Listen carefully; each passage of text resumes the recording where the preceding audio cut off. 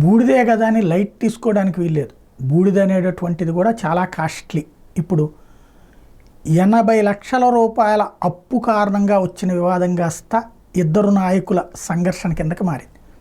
విషయం ఏంటంటే ఆర్టీపీపీ ఏదైతే రాయలసీమ థర్మల్ పవర్ ప్లాంట్ ఉందో దాంట్లో బొగ్గుని తగలబెట్టిన తర్వాత వచ్చే బూడిద ఒకప్పుడు పారబోసేవాళ్ళు, ఎవడు కొనుక్కోక దాన్ని ఏం చేయాలో అర్థం కాక తీసుకెళ్ళి అవతల పారబోయమనేవాడు. ఇప్పుడు ఆ బూడిద కూడా విలువైపోయింది.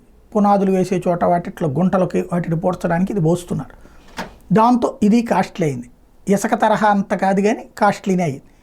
దీంతో ఆ బూడిదంతా తమ చేతుల్లో పెట్టుకున్నది ఆదినారాయణ రెడ్డి వర్గం.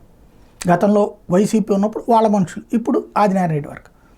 ఇది లోడింగ్ అంటే ఆ ఆర్టీపీపీ తరపున లారీల్లో లోడ్ చేయడానికి ఆర్టీపీపీ వాళ్ళు డబ్బులు ఇస్తున్నారు.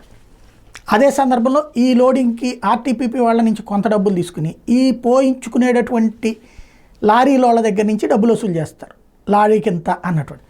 వీళ్ళు జేసీ బ్యాచ్ ఏంటి, అది మీకు ఆర్టీపీపీ వాళ్ళు డబ్బులు ఇచ్చేస్తున్నారు కదా కాబట్టి మేము లారీలు పంపిస్తాం, లారీల్లో ఫ్రీగా పోయమనేది వీళ్ళు. ముందు దాని మీదన ఇద్దరి మధ్యన పొరపొచ్చి వచ్చింది. వాళ్ళు లారీకి ఎంత లెక్క కట్టి 80 లక్షల రూపాయలు కట్టాలని వాళ్ళు అడుగుతారు. అది ఫ్రీదే కదా ఎందుకు కట్టాలి అన్నది జేసీ ప్రభాకర్ రెడ్డి అనేది. లోడింగ్కి ఆల్రెడీ ఆర్టీపీపీ వాళ్ళు డబ్బులు ఇస్తున్నారు మీకు, మళ్ళీ మేమెందుకు కట్టాలి అన్నటువంటిది.